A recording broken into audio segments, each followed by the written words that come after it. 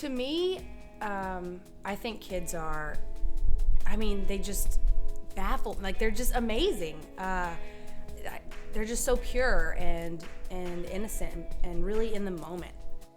As adults, we forget how to play a little bit, and kids are just magical. So in improv, it's all about being in the moment and being really, really present. It's a balance of being in control and then letting go. So with kids, they're always present and they're always willing to say yes, which is kind of the number one rule in improv. It's a no-brainer. For kids, it's like their whole lives are improv. Humor for Hope is just a way for me to give back. There's that saying, like, laughter is the best medicine, and I really believe that. It's so healing and therapeutic. I think everybody can benefit from laughter in some way. What I want people to know about Humor for Hope is it's not just someone going into a room and making a kid laugh for a few moments. It's trained professional comedians that are using the skills that they've learned to really connect and work with a child in order to help them open up and grow. One day I was at the hospital and there's this little girl, she has cystic fibrosis. So I went in to play with her and we were just kind of chatting and cutting up a little bit. She wasn't feeling so great and the doctor came in and he wanted to do her treatment. And they put this vest on her and it makes you shake, so it gets the fluid out of her lungs a little bit. And so she's sitting there and kind of like violently shaking. And I could tell she was kind of bummed.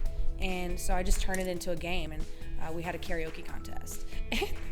She started singing, "We are the world, we are the children." And I just lost it.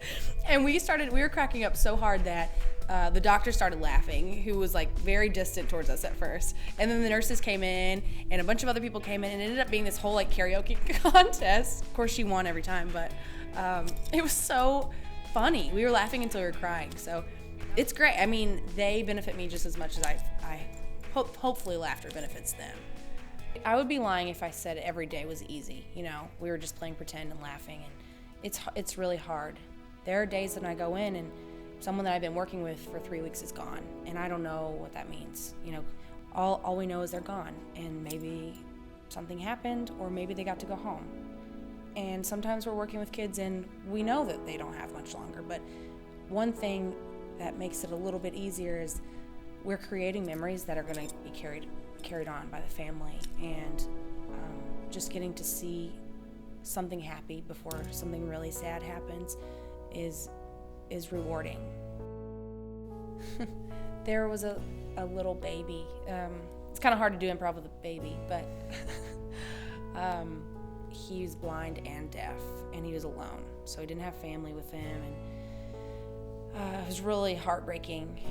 And I wasn't even sure if I could go in. I was like, I don't know if I could. This is sad.